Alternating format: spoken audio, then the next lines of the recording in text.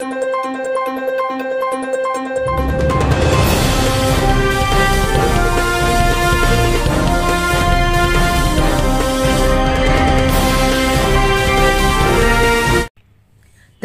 ప్రభుత్వం సరికొత్త సన్మానానికి నాంది పలికింది. ఇప్పటి వరకు ఏ ప్రభుత్వం చేయని అరుదైన వేడుక తెలంగాణ ప్రభుత్వం చేసింది.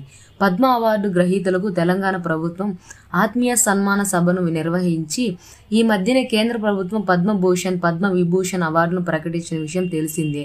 ఆయా రంగాల్లో ఎన్నో సేవలు ప్రముఖులు చేసిన పద్మవిభూషణ్ అవార్డుతో సత్కరించి ఇక తెలుగులో మాజీ రాష్ట్రపతి వెంకయ్య నాయుడు మెగాస్టార్ చిరంజీవికి కేంద్ర ప్రభుత్వం పద్మ విభూషణ్ అవార్డును అందించి గౌరవించింది. దీంతో హైదరాబాద్లోనే శిల్పకళా వేదికలో నేడు వారికి తెలంగాణ ప్రభుత్వం ఆత్మీయ సన్మానం సభ ఏర్పాటు చేసింది.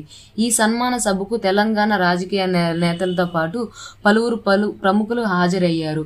ఇక ఈ కార్యక్రమంలో చిరంజీవి మాట్లాడుతూ, పద్మవిభూషణ్ వచ్చినప్పుడు చాలా సంతోషించాను, కానీ ఆ సంతోషం పద్మవిభూషణ్ వచ్చినప్పుడు నాకు లేదు. ఆ తరువాత పద్మవిభూషణ్ అవార్డు వచ్చినందుకు కాను ప్రతి ఒక్కరూ నన్ను ఆశీర్వదిస్తుంటే నాకు ఎంతో సంతోషం కలిగింది. పద్మ అవార్డు గ్రహీతలను ఇలా సన్మానం చేయడం ఇదే మొదటిసారి.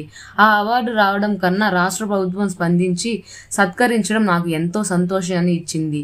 నంది అవార్డులకు ప్రజా గాయకుడు గద్దర్ పేరు పెట్టాలని ప్రభుత్వం నిర్ణయం తీసుకున్న శుభాచికం. కళాకారులను గౌరవించడమే కాదు, రాజ్యం సుభిక్షం ఉంటుందని చిరంజీవి తెలిపారు. ఇందుకు సంబంధించిన ఫోటోలు, వీడియోలు వైరల్గా మారాయి.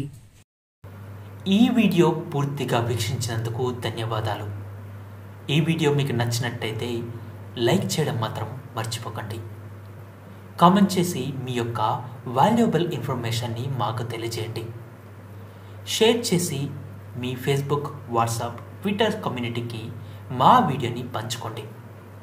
అంతేకాకుండా మా వీడియోని నోటిఫికేషన్ల రూపంలో పొందడానికి సబ్స్క్రైబ్ బటన్ని ప్రెస్ చేసి బెల్ బటన్ని నొక్కండి. Thank you for watching.